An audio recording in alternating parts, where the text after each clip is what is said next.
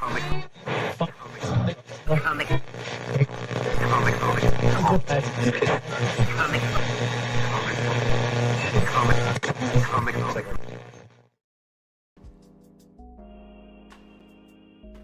right, hello everybody. Welcome to Comic Book Radio. Thank you guys so much for being here.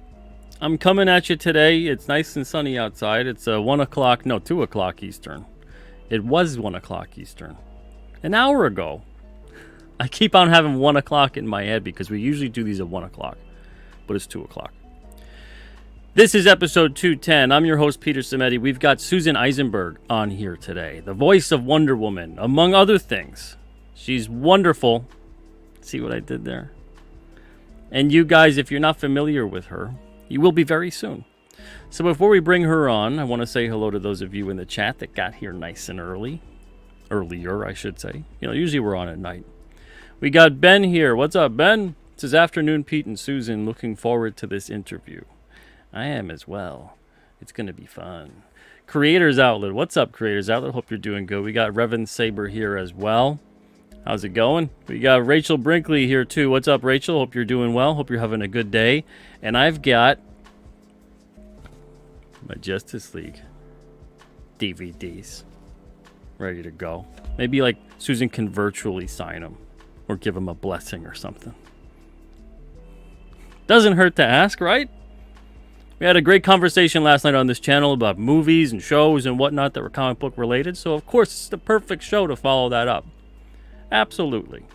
Now, without further ado, give her a big Comic Book Radio welcome. For the woman of the hour, the Wonder Woman of the hour, Miss Susan Eisenberg. How's it going? Wow, that was great. Can we just talk about your intro? Not mine, but the show's intro. I am still wow from Sylvester Stallone, and I mean the Ghostbuster. I love that intro. Do you have that every week when you do the show?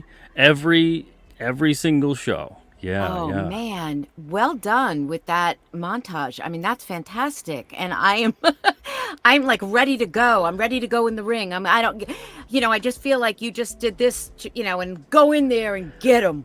That's great. That's exactly what I want out of it. And the thing is that I do it as much for the people watching and the guests as for myself.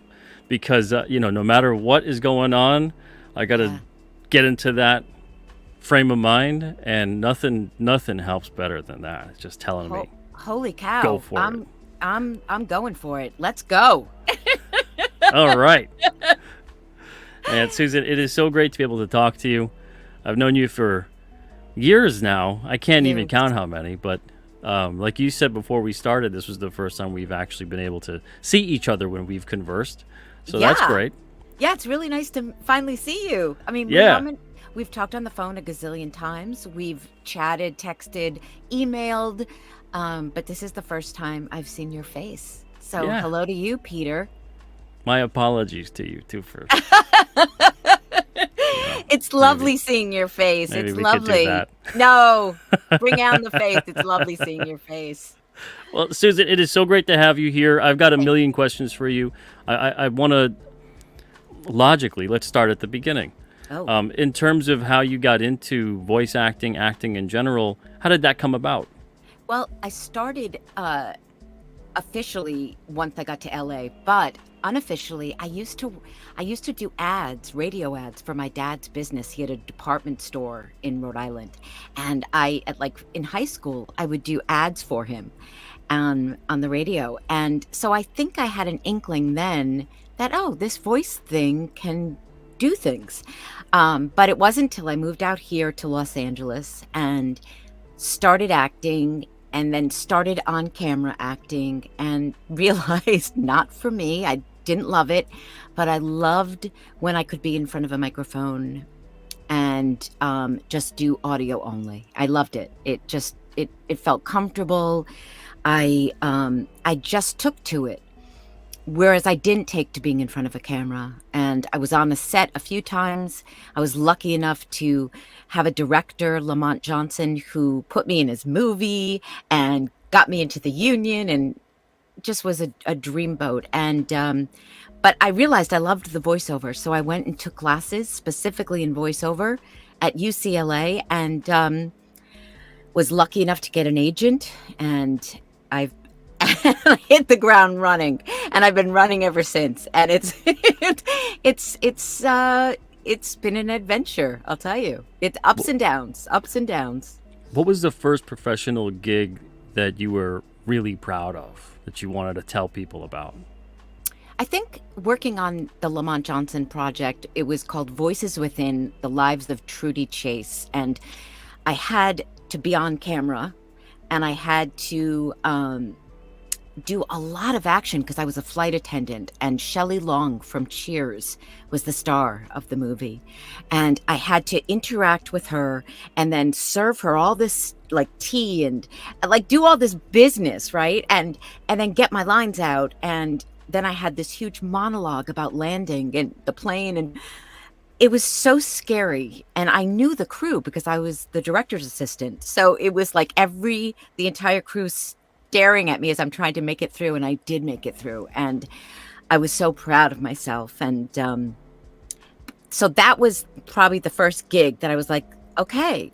But like just doing cartoons like Life with Louie, things like that, where you just can't believe you're in the room and doing this and getting paid to do it. And so proud, just so proud of and then, I did a Back to the Future ride when you went to Universal Studios. I did the VO for when you were standing outside the studio waiting to go into the ride. I welcomed everybody. Things like that were just, it was like pinch me. I said yes to everything. Whether it paid or didn't pay, I said yes to it. And you never know what door that's going to open. 100%. And it gave me experience. It got me in front of microphones. And sometimes the pay was amazing. Sometimes the pay was hardly anything. Experience. And I tell people all the time, say yes. Say yes. I mean, it's so important to just get those hours in and practice and practice and practice.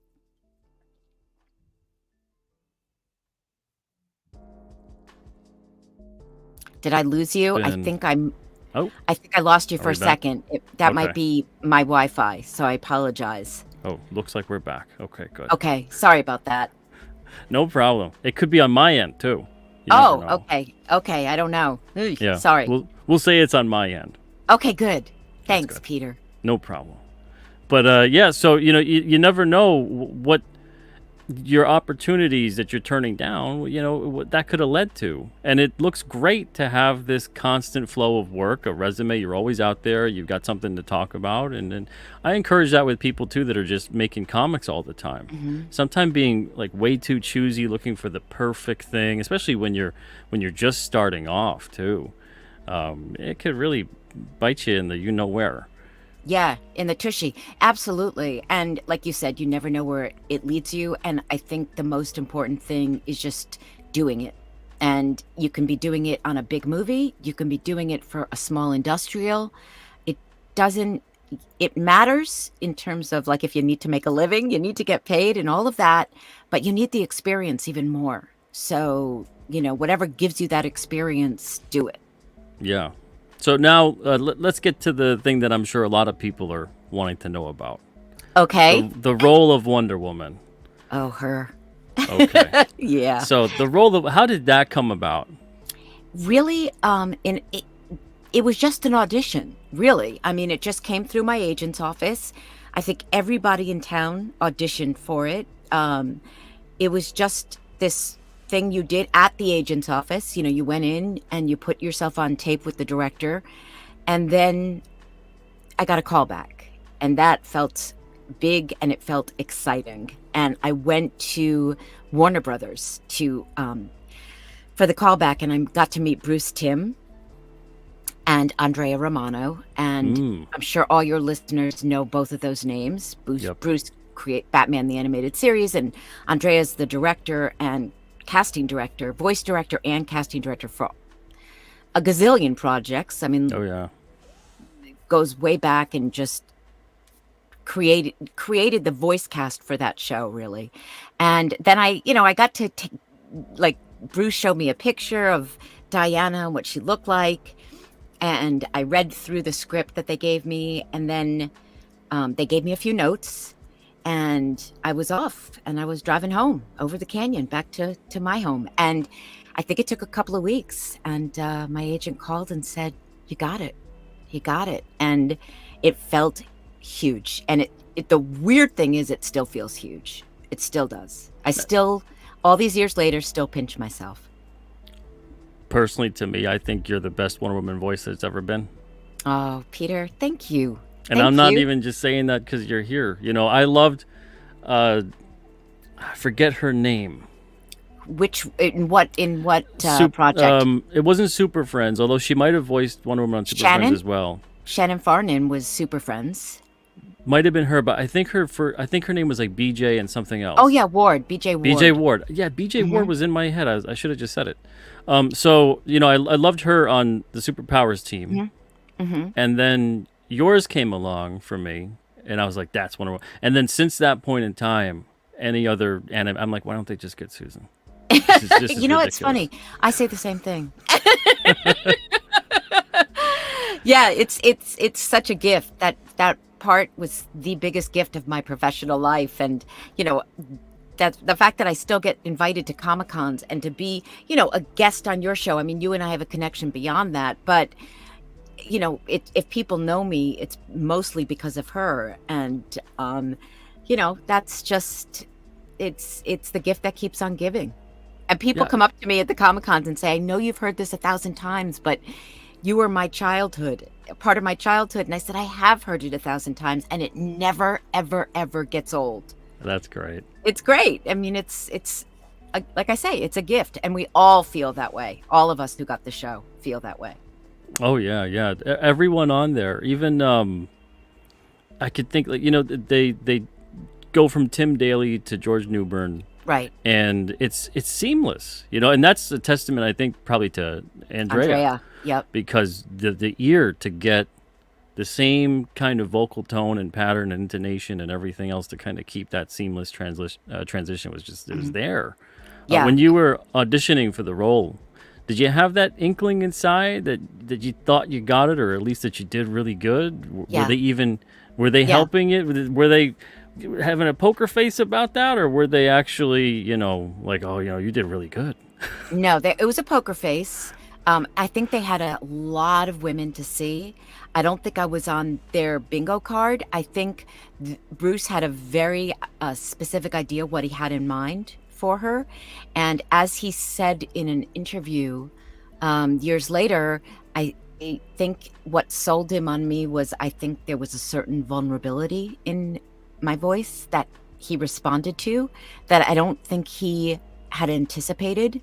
And so that spoke to him. But no, when I left there, I knew I had done what I wanted to do.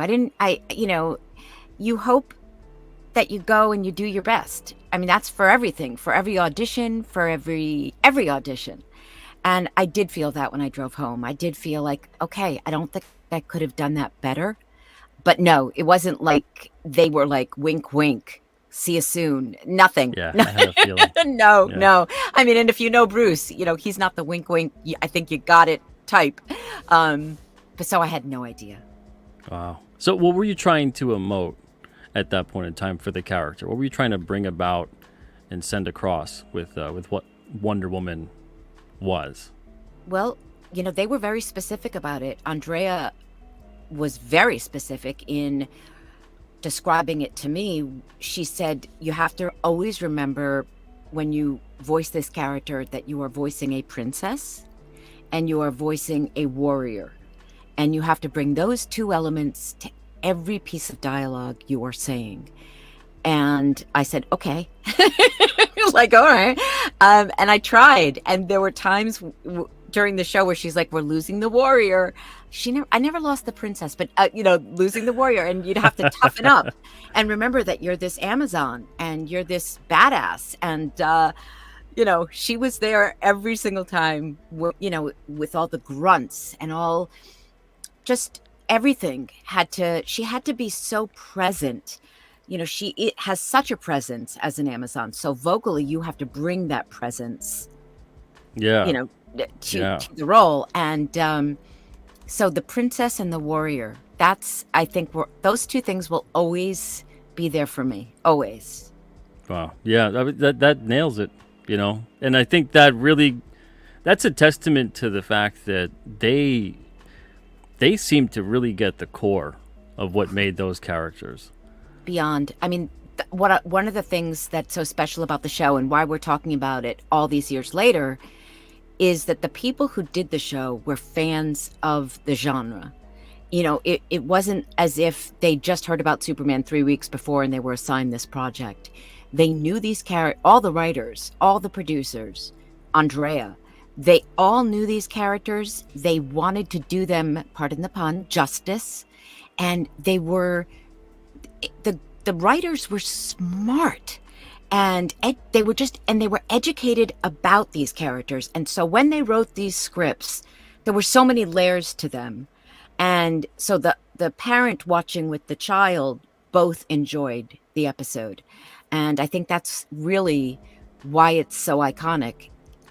I think the actors brought a chemistry that was very special, but I don't think we're here unless those scripts were what they were. And the direction, the directors, the storyboard artists, the music, all of those elements came together and created this iconic show. Yeah. Yeah. There was a cinematic quality Very to much all so. of those episodes. If anything, if I remember correctly, and I should, I've seen every episode like 20 times, but it was shot with like a widescreen kind of image to it. You get the black bars at the top and the bottom. Yes. Yeah. It was like Yeah. you're watching an animated movie every single episode. Every single episode. And when you rewatch them, as I've been doing, that's one of the words I would use. I think they're so cinematic, and I think it's as good, if not better, than anything we've seen in live action. And I know I'm biased, but I think they brought it every week, and it's just so much to be proud of for them, for the people behind the scenes as much as for the actors, I think. Oh yeah. Yeah. Everybody in the chat, you guys have some great questions. I'm going to star them so I can get to them later, because some of these are fantastic. Okay, And some of these great. are also ones that I have of my own, so we can kind of kill two birds with one stone. But we'll get to that in a little bit. As far as the script goes, and as far as getting into the character and all of that, were they really wanting you to stick to the script, or were there times where you felt like I don't think that's how she would say that? No, always stick to the script. No ad-libbing. Oh, so they really knew. Oh, yeah. And with voiceover, one of the big rules of voiceover is you can't overlap. So it's not like a real conversation where you talk over each other sometimes. You step on each other's, lines. No, I mean, it was really specific. It had to be timed out. Everything had to be done to picture after. So no ad-libbing. No, like, well, you know what? My interpretation of Diana, no. You would never say that. It was these writers and the people in that room, they made it happen. They would bring in the magic, and you didn't mess with it ever. So when you guys recorded, you were all together? We were, and Wow. it was extraordinary. Yeah, they were these huge rooms that we were in, and so it was like in the best case scenario, there were 7 of us from the league, and then you'd have multiple guest stars, and I mean guest stars like stars. Like not just guests, they were stars, and you'd look around the room and be like, holy cow, Ed Asner's here, Alfred Molina's here, like Ephraim Zimbalist Jr.'s here. Like, what? It was Mark Hamill. Hello. It was glorious. I mean, and we were all together, and we would do a run through, a rehearsal, and then we would record it, and then we would do pickups after that. So it was a well-oiled machine. I mean, Bruce and Andrea had worked together forever, and some of the writers and producers had been on Batman the Animated Series. They knew what they were doing. It was flawless as an experience.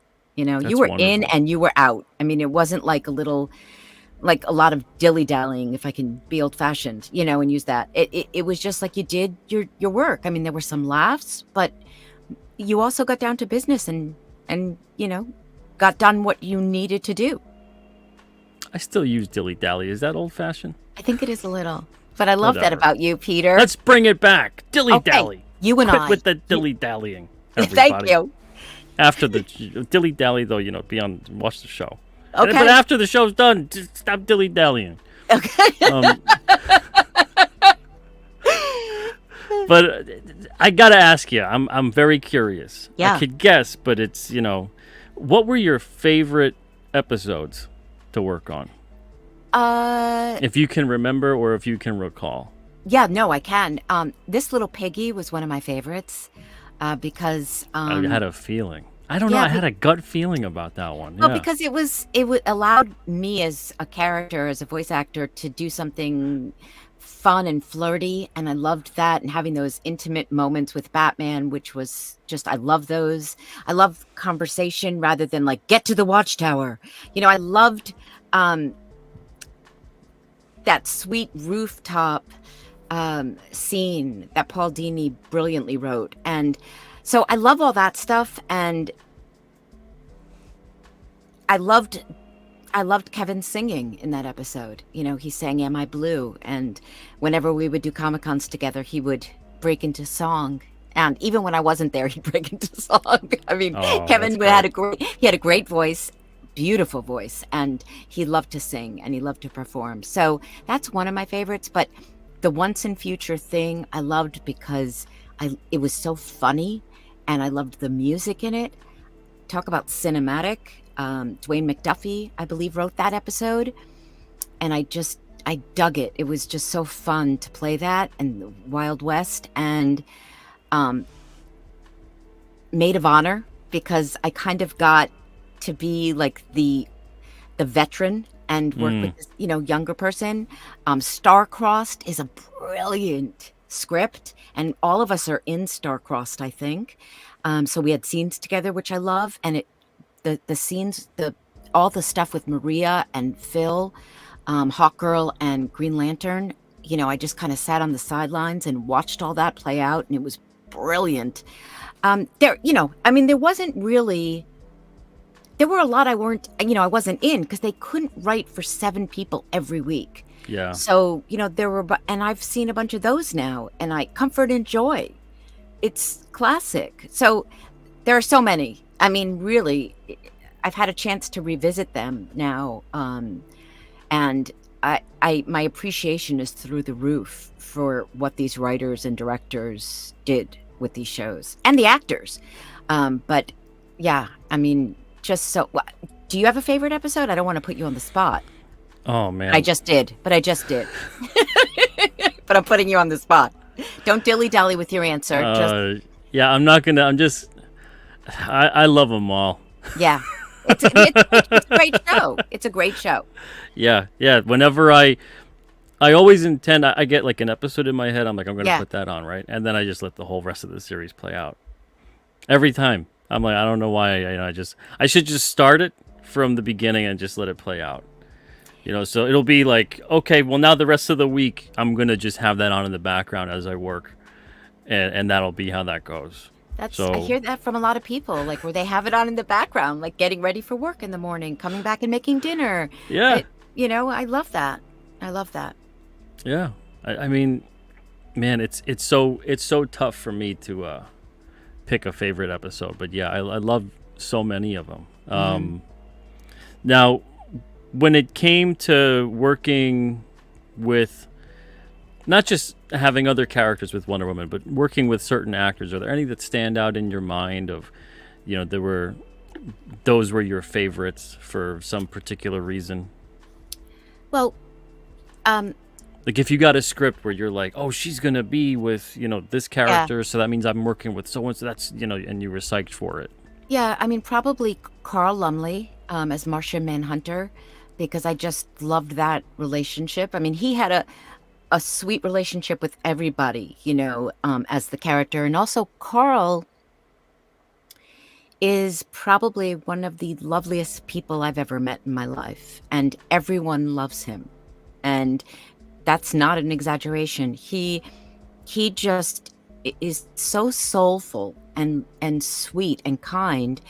And he lived up north when we were recording, so he would come down for the recordings. And there was just something about having him in that studio that always felt like it he just brought a certain lovely vibe into the room when he'd come into work.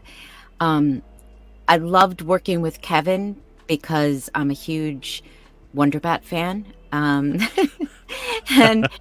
I loved working selfishly. I loved it because I knew it would give me opportunities to do other things beyond the superhero stuff. Like, yes, we would do that, but then we'd also have these moments that were quieter and sweet. And I had his number, he had mine, and I loved that dynamic. So that was fun. I loved Flash. I loved working with Michael Rosenbaum because he's a genius comedian. And that was another aspect to Wonder Woman where I was dealing with my little brother, and he was just like annoying, and yet I loved him. Maria, I'm going to say everyone now. It's ridiculous. Yeah, but it's tough to stop. It is because, Maria, I mean, George, I love George. I love them all. And then the guest stars, Alfred Molina, I just remember him sitting next to me and saying, like looking over, like leaning into me and saying, I have no idea how to do this. I'm like, Alfred Molina telling you he has no idea how to do this. That's interesting. What was he struggling with? Yeah, right. And because he hadn't done animation. So many of the people that came through were like movie stars and television stars, but they'd never done an animated series. And I don't care what else you've done, if you've never been in that room, it's going to be a little daunting. I mean, it was daunting for me till like year 3. I mean, it was, it's a lot. And you're in with very, very talented people. And it's easy to feel insecure. It really is. And the thing about doing this, any acting, is you have to be willing to make a fool of yourself. You really, really do. And you have to be willing to do stuff that's not going to work and be told, yeah, that didn't work. Let's do it. Let's try something else. And unless you have that gene, and I don't have it naturally at all, I have to really work on it. You have to be fearless. And I think the best actors are like an Emma Stone, right? She's fearless. She will do anything and try anything. And she's got a great voice. But yeah, I mean, so, and Ed Asner, I grew up watching Mary Tyler Moore, and I grew up watching Rhoda, and Rhoda's like one of my all-time favorite shows. And doing scenes with Ed Asner, like in what life did I expect to be doing that? It's like when I got to be in a green room at one of the Comic-Cons and I met Henry Winkler. And if my 13-year-old self could have known, well, you're going to grow up and you're going to meet Henry Winkler and you're going to talk to him and he's going to be as lovely as can be. It's just, there are so many pinch me moments that this job has given me. Yeah, I can only imagine. I mean, I've felt that way when I've obviously, when I got a chance to start talking to you more, to be perfectly honest. But there's been a bunch of other people too that I've met over the years, and some of them I as a kid, especially within the realm of comics, I was blown away by their work. They were larger than life to me, and then now some of them are my friends. Yeah, and I just can't believe that. And every day it's a blessing. Same. It's the same with the comic book artists and comic book writers, because I've made it a mission of mine to get to know these people better and to understand their work and appreciate their work, because I do Comic Cons with them, and I love to go to Artist Alley and see these people who I've had exchanges with on social media, and also who draw Wonder Woman, and see what they bring to her that is different from Bruce Timm's iteration. So I'm with you. There are so many geniuses out there, and when you get to mingle among them, you feel very, very lucky. Oh yeah, absolutely. Never take it for granted. Never, ever, ever. Now, I do have to ask you this. Yeah. What is, because everyone's got like a pre-game ritual. I'm a sports guy too. So especially hockey, we got our superstitions up the wazoo. So there's always something you do to prepare yourself to get into the mindset of what you got to do. Was there anything like that for you? Just try to relax is the hardest thing, because your adrenaline is going, you're excited to get in the room, and just, trying to do deep breaths, trying to remember to breathe, then make them deep. Because when you're nervous and, and I was nervous, like I'm not joking. I was nervous every time I walked into that room. It was very intimidating. I mean, don't forget, these people all had on-camera careers. I think I was the only one in the cast who wasn't an on-camera actor. And if you didn't think that made me feel intimidated, you'd be wrong, because I was. And so I think just relaxing and just trying to relax into the idea that I belonged in the room, that they wanted me for the job, and that I was there and by choice, by their choice. I don't like a ton of rehearsal. I want rehearsal, but I just want to get right in. So I don't like a lot of before time. I don't want to have a lot of time to think about it. One of the things I love about voiceover is I don't want to dilly-dally, Peter. You just want to go in and do it and then get out. Like I could never stay in my trailer all day. I could never be on camera. I couldn't stand just waiting all day to have to get in to do my lines. It's like voiceover. You're in, you record, and then you get out. It's perfect. But no, I don't think, some vocal exercises, some breathing. Did you have like a special meal? Like you could depend on, this won't screw me up today? I tried not to eat too much. When you would go to the studio, they would have lunch for you. Usually your sessions were from 2 to 6, or 9 to 1. But you try not to eat too much, because the microphone is so sensitive and it'll pick up everything. And you just don't want to feel like full. And so you don't want to have stomach gurgles either, because you're so hungry. So you eat like a light bite, and then you go do, you try to bring the magic. Is there any music that gets you going in the mood for to be Wonder Woman? I could tell you that I listened to like the Linda Carter Wonder Woman theme, but that would be a lie. Truthfully, no. It was just getting in the room and letting my nerves just calming the F down, basically. Just bring it down, and just the inner dialogue where you could just try to relax, because it was challenging. It was really challenging. I think that was the hardest thing for me about doing this show, was just like feeling comfortable, honestly, and letting myself just enjoy it. Everyone says, oh, Andrea would always say, thanks for coming to play with us, like to the guest stars. And she wanted it. It's a job, but she wanted it to feel playful, because my God, look what we're doing. We're giving voice to these characters. Yes, they're iconic, but it should be fun, right? Like, it should be joyful and fun. And if you're so nervous and so scared, and your voice is, your throat is tense, you're not going to get to the fun part. And so I think my biggest, directive to myself was relax, just relax. You're okay. You've got this. You've got this. That's good. It still advice, is. It still is, by the way.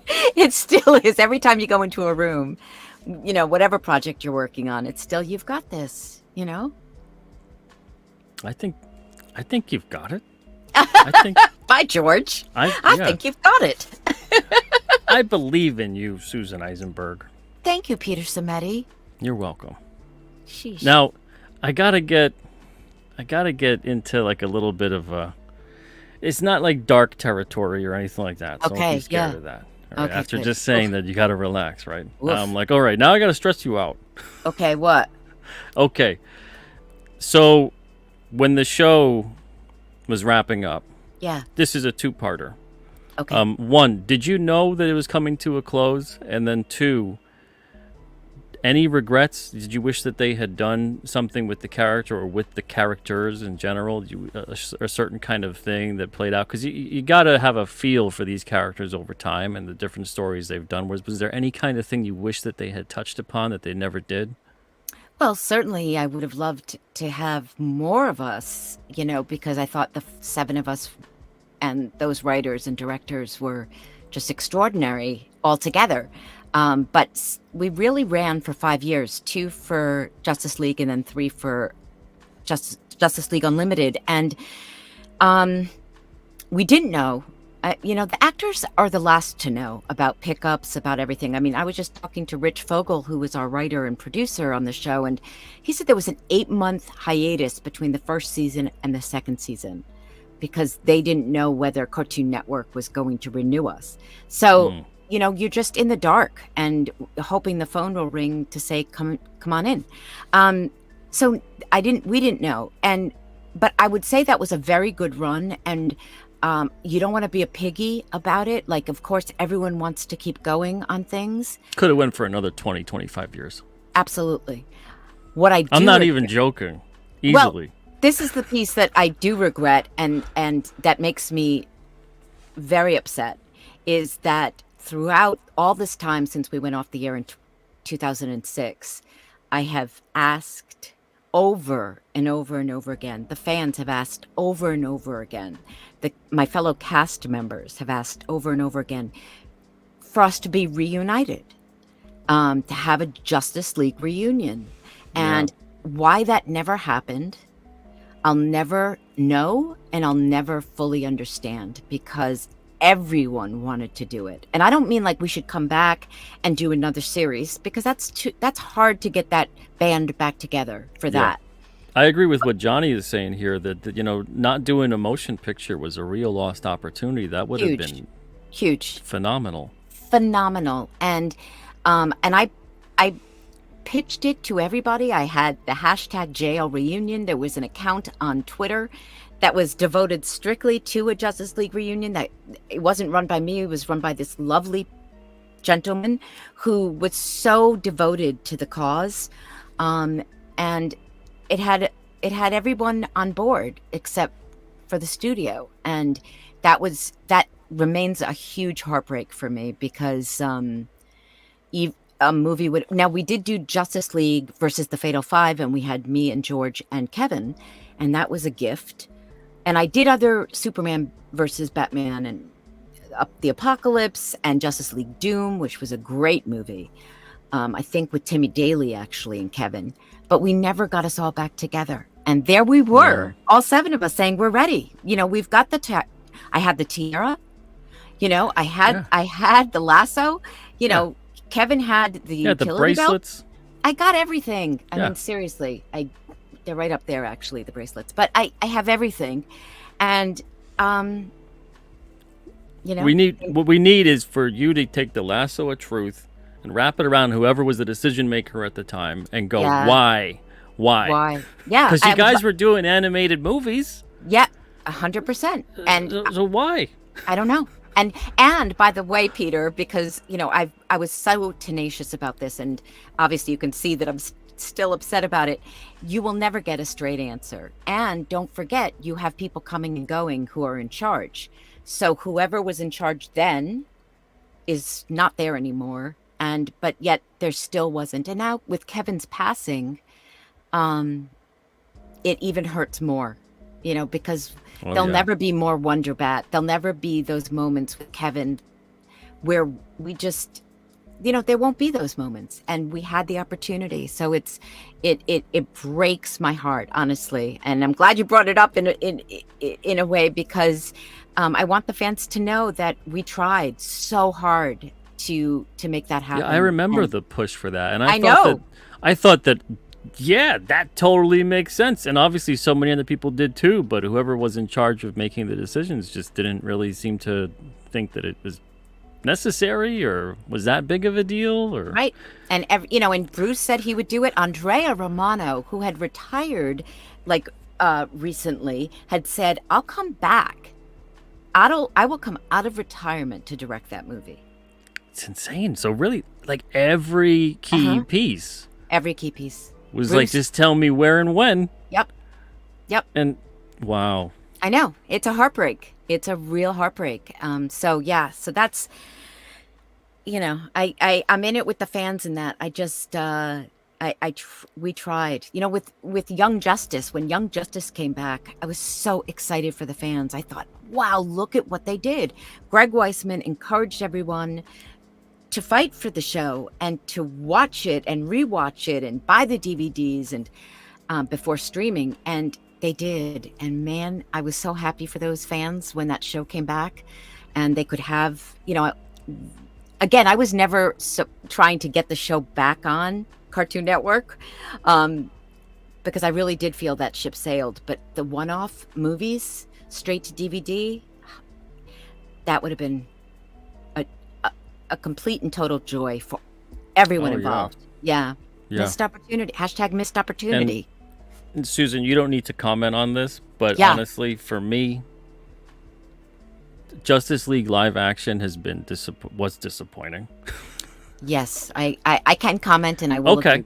Okay. Good. Very okay. Disappointing. You didn't need to say anything. I get it. No, but hugely. It doesn't even. It's not even in the same ballpark, let alone the same friggin' planet as what was done on the animated series. You could have took any one of those. You should have had the people from the animated series do the live action, and it would have been a huge hit. You could have took any of those 3-parters, especially that they had for the animated series, and just say shot for shot live action. Yep, agree. And that would have been million times better than what they had done. And instead, it was like, why are you guys trying to reinvent the wheel? 100%. 100%. But to know that, definitely it was. They should have had a movie or even as many as possible that would have been, obviously people would have wanted, which I think and a I lot think of it would people have been. And I think, with nostalgia being what it is, and I have met so many people for whom their first meeting with these characters was through the Justice League. That's how they got introduced to these characters. That's how they got into DC and the comics. And to me, it feels so disrespectful not to understand that relationship, not to be respectful of that relationship. And, I'm the one, and the cast, we're all out there meeting the fans at the Comic-Cons. I have conversations with fans all the time on social media at the shows. And, I could talk about this forever. I don't want to because that's not why I'm here. But it just so you know, it's really, it's heartbreaking. And I know you remember. Everyone in the chat is feeling the same way. And I remember. Thank you seeing that going listening. around. And yep. I thought, if anything, it was just kind of like a publicity thing to get hype going for something that they were inevitably doing anyway. Yeah. And I was like, oh, that's smart. Make it as if like it's not going to happen unless we rally up. But meanwhile, it actually is. Yeah, and then if anything, like that, that's not what happened at all. And I actually talked to Bruce. I called him. And if you know Bruce Timm, that's like a big call, to call him and say, is this going to happen? Because if it's not, I don't want the fans to be led on. But if there's a chance, then we'll keep going. And he said, listen, I would do it. I just don't know if it's on anyone's radar right now here at the studio, to make it happen, but I would do it. And so, it's not, I would have pulled the plug at that point, but I still believed at that point that it could happen. Yeah. But, well, man. Yeah, it's a tough one. It's a tough one. It is I know. A tough one. Yep. Like I said, we were going to get into a kind of a darker spot for a little bit. But now we got out. We're out of it. And I'm going to take questions now from the chat. So I got a bunch here that are starred. If I didn't, for some reason, see yours, please put it in the live chat there. But first one up here is Comics for Life. Comics for Life, I got to say, is always on this channel and has great questions. He or she, I'm not aware of who it is as far as gender goes, but should have a YouTube or something and interview people because sometimes they got better questions than me. Anyway, says, do you have any roles that touch you emotionally unexpectedly?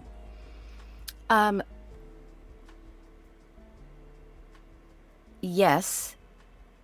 Wonder Woman touched me emotionally. Those scenes with her mother, with Hippolyta, Mm. which were some of my favorites. The Themyscira stuff is always, I love Greek mythology. I love anything that talks about the gods. So all that stuff on Themyscira with Hippolyta, all the mother-daughter scenes felt very emotional. And working opposite Susan Sullivan, who voiced my mom, I was gonna say. she was chef's kiss. I mean, she's such a brilliant actor. And so those scenes really were so special to me and felt emotional. The Justice League had a lot of emotion in it. And so, like I said before, with Green Lantern and Hawkgirl, I wasn't directly involved with those scenes, but I felt emotionally affected by them when I would watch them in the studio and then on watching it on TV. I'm trying to think of other things that I've done. I mean, I think I do the Wonder Woman for DCU online game, and a lot of that has also affected me. The writing, the writers for that game grew up on the Justice League. So there are all these like sweet nuggets that are in the script that kind of, pay homage to the Justice League, and that's affecting.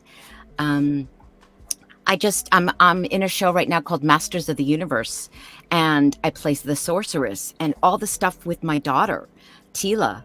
That really, I mean, there were some beautifully written scenes. I think if the writing is there, it's really hard not to get affected by it. And you're working opposite somebody, and it's just meaningful. So I guess this is like mother-daughter stuff really gets me. That's, I guess, the takeaway from this. Yeah. Oh yeah, well, especially anything that's a familial relationship written, especially Absolutely. in the right way. Man, that I think that stuff resonates across the board for a ton of people. For sure. Project Storytime says, what was it like the first time you heard Kevin's Batman?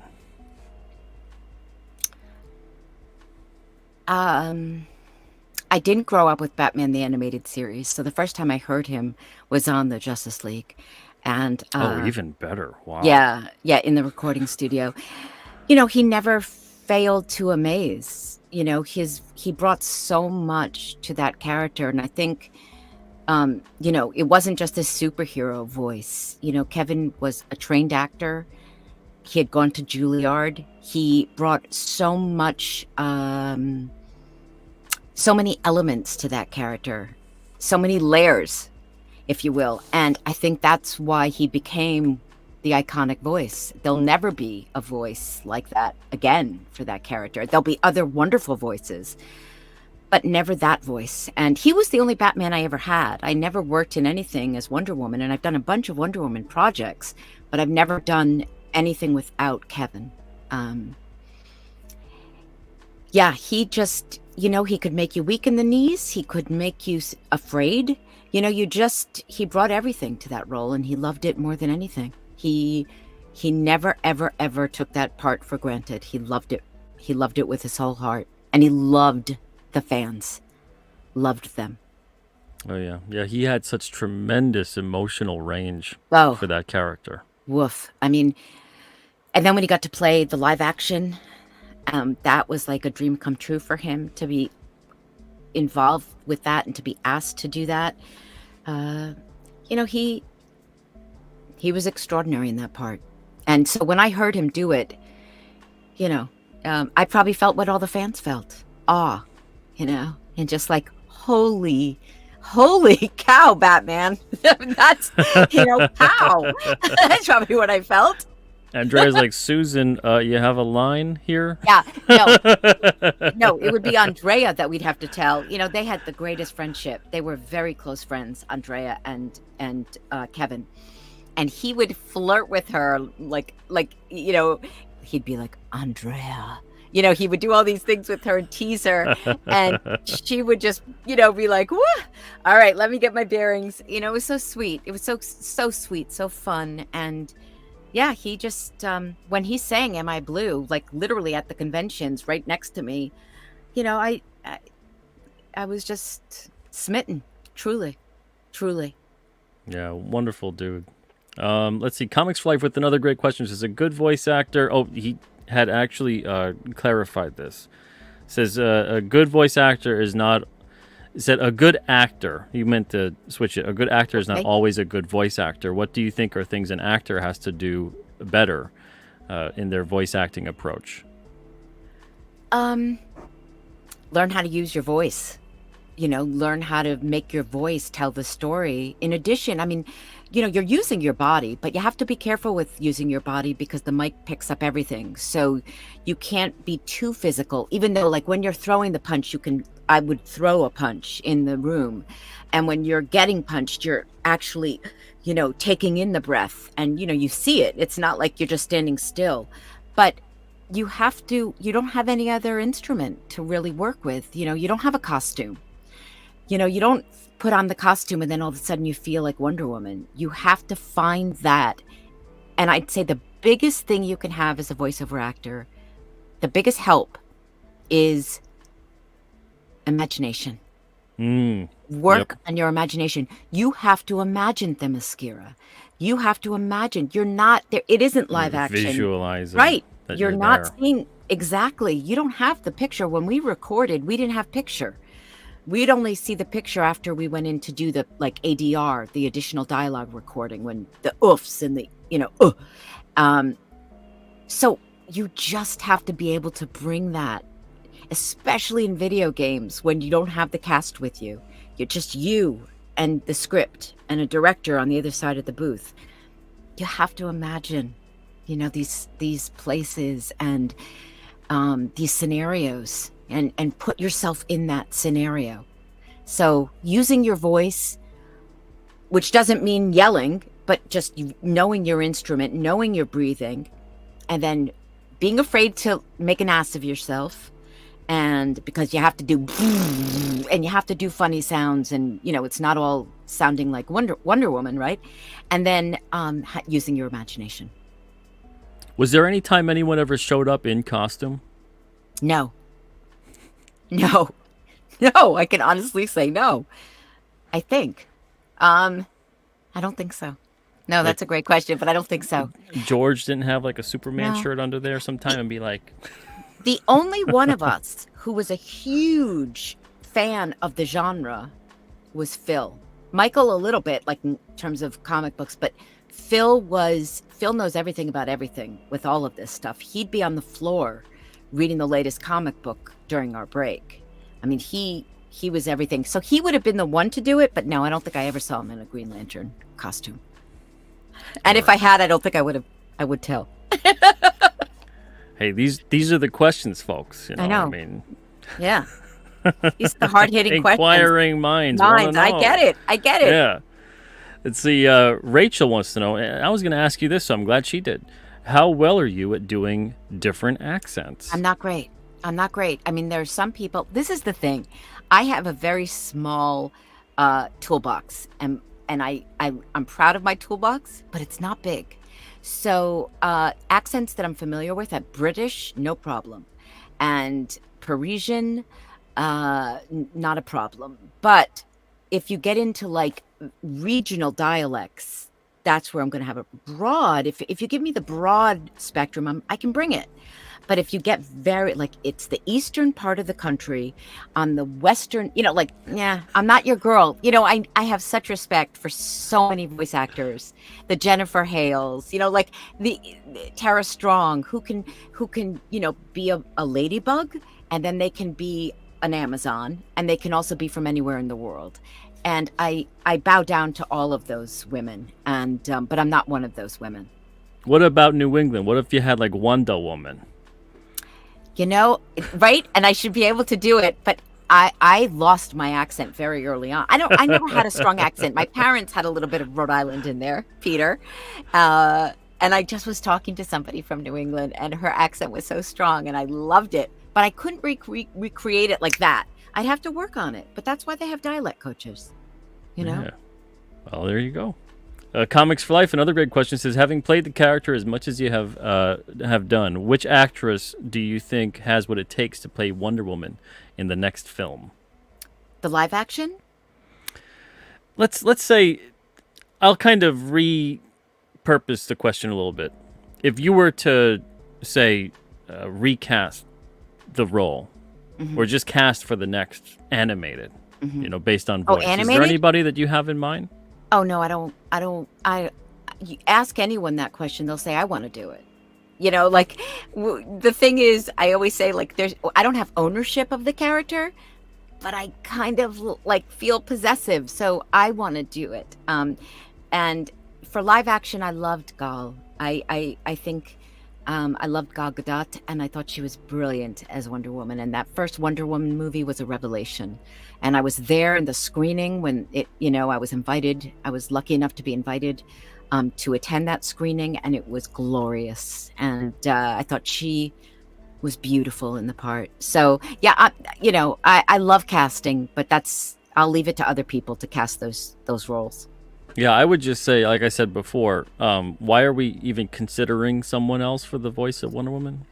This is why I've always loved you, right? This is Peter. I've always loved you. I know, right? No dilly-dallying. Stop. Just give her the contract. Thank you, Peter. Why are you going to go through all that hassle, and you have to audition, and Why? and you're just going to try to get someone that's not as good as Susan? Well, to be fair, so many of the women who have voiced her have been brilliant. Vanessa Marshall. I'll let you say that. Yeah, Kerry Russell. I mean, there are so many incredible voice actors. I'm sure they did their best. They're brilliant, and with accents. Some of them with Greek accents and Eastern European accents. And there's something about the Greek accent that I love. I think I dig that personally because, like I said, I love the anything to do with the mythology. So if you can give me a Wonder Woman with a Greek accent, I kind of love it. I do. Is there anyone, hold on, before I get to this next question, is there anyone throughout all of history that you wish you could have worked with? That you love their voice, you wish you could have worked with something with them? Oh, Lauren Bacall. Okay. Yeah, the actress Lauren Bacall. I loved her, and I was lucky enough to do Fancy Feast cat food commercial for years after she did it. And it was like, I met her, I read her books, I loved her movies. I just would have loved to have worked with her. And but so many. I'm a huge film lover. Listen, that list could go on and on and on. Oh yeah. I hear you. That's like a whole episode. It's a whole episode. It's a movie episode. I'll come back for that one. Okay, fantastic.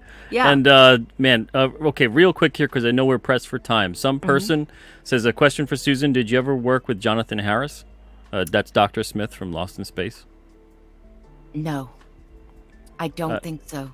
No, I mean I could be wrong, but I don't think so. But I'd have to check and make, but I don't think so. Alejandro asks, were you ever consulted on the live-action adaptation of Wonder Woman? Would you have liked to? What would you think it would have added to the live-action adaptation? Oh, I'm not even going to... That's too long, too long. I loved the live-action He's putting Wonder Woman. 3 questions. I know. I loved the live-action movie. I thought the first one was beyond. Not a huge fan of the second one, but I loved the first one, and no one was ever going to consult me about it. But I will say this, when they were shooting the second Wonder Woman, I was very close by in Virginia, and they were shooting in Washington. And Patty Jenkins, who directed the movie and is an extraordinary filmmaker and just a great Wonder Woman herself, she invited me to the set, and they were doing these huge epic outside shots of Gal flying through the streets of Washington, D.C. And she could not have been lovelier to me, Patty. And I had met her at the original film, at the premiere. She knew who I was. She knew I was the voice actor. And she introduced me to the crew as the voice of Wonder Woman. And I will never forget her generosity and her kindness and her sweetness. And that was one of the most pinch me moments of my life. That's great. So no, she did not consult me, and nor should she have. She did a brilliant job. You never know. You never know. Yeah. Sinopa asks, as one of the most recognized and accomplished voice actors living today, what characters do you have yet to play that you would wish to play? I'd love to do more Wonder Woman, frankly. I would. And if not that, then Hippolyta. I love that. But honestly, if I could do a dream project right now, it would be something like the old film noir movies, but Oh, okay. a radio drama. I would love to do a radio drama like that, where I'm the femme fatale or I'm the detective or trying to solve a That's murder. interesting you say that. Because I did that there was a show I did, Suspense, based on the original Suspense series. And there was a group of us that worked together on this radio drama. Didn't get paid a dime and just went in because we loved it. And we would read all these wonderful scripts. And I miss it. It kind of ended with COVID because we would all get together and we never. I'm going to have to pass on, if it's okay, your information to David Lucarelli, who does a book at Alterna called Tinseltown. Okay. Which is about the first female cop back in like 1915 in Hollywood. Wow. Yes, and please. It's got like noir kind of vibes to it. And he's always looking to put together like an audio drama kind of thing. Okay. Yeah, I would love to you'd do it. Be excellent for Abigail Moore, which is the main character. I'm going to have to, if he doesn't have anybody already in mind. Okay, absolutely. I would love it because that's really my dream job, to do something like that. Yeah. Yeah. Yeah, that would be really cool.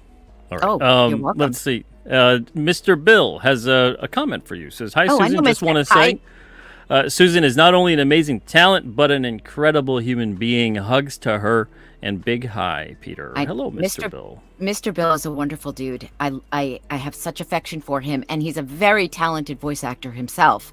So anyone out there who is looking for a wonderful voice actor, check out Mr. Bill. He's terrific. He sent me his demo reels, and I was blown away by them. They were so, like, right out of the gate, they were brilliant. So he's terrific, too.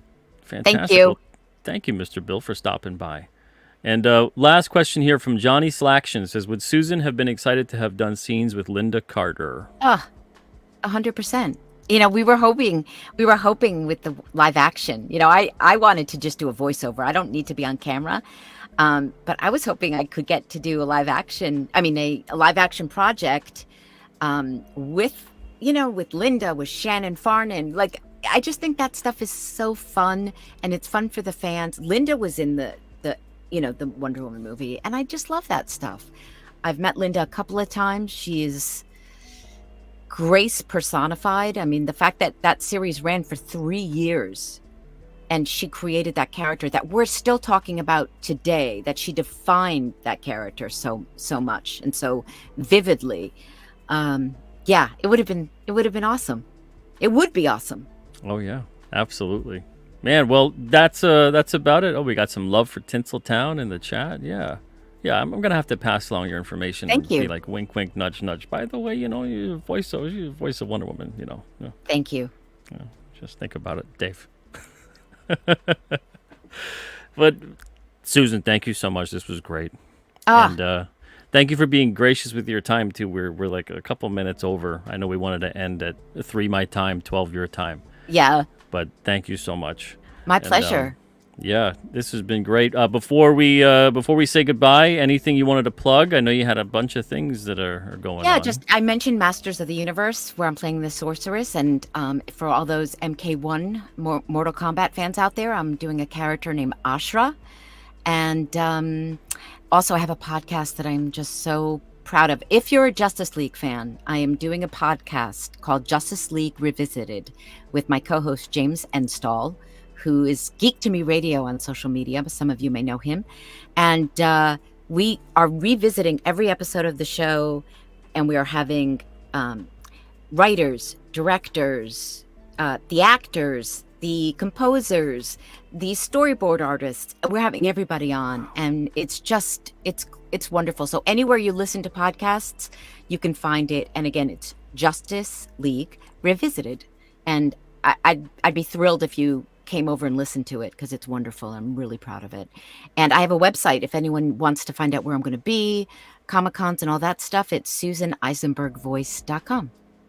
There you go. Yeah, I've got the link for SusanEisenbergVoice.com in the description of the show. I'm going to put a link. I'm going to find a link for that Geek to Me Radio Justice League Revisited and Great. put that in there too. Fantastic. Because, Thank you. I think people be Thank you, interested Peter. in that. No problem. Susan, it's great to catch up with you. Great to talk to you. And seriously, again, thank you so much for taking some time out of your day and especially being gracious with the overtime here. But yeah, this has been great. Thank you. And everybody in the chat, thank you guys too. Thank you guys for listening. Anyone in the chat, and if I didn't get your question, you can always reach out to me on social media, Susan Eisenberg 1.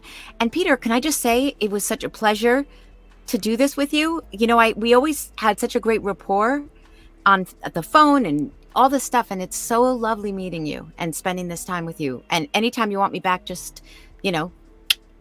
Oh, I'm taking you up on that. I got a million and one questions. And also, can I get a blessing from Wonder Woman here on my Justice League DVDs? Just you know what? You can send that. You have my address, doll. You send that stuff to me. I'll sign it and I'll send it back. Oh, okay. I'm going to take you up on that. You should. All right. Well, I thank everyone for listening, and I thank you for hosting. Thank you guys so much, everybody. Susan, thank you too. My pleasure. Everyone have a great night. I'm not going to be on tonight. Everybody, I'll see you tomorrow. Have a wonderful tomorrow if we do not see each other. All the best to you guys. Take it easy.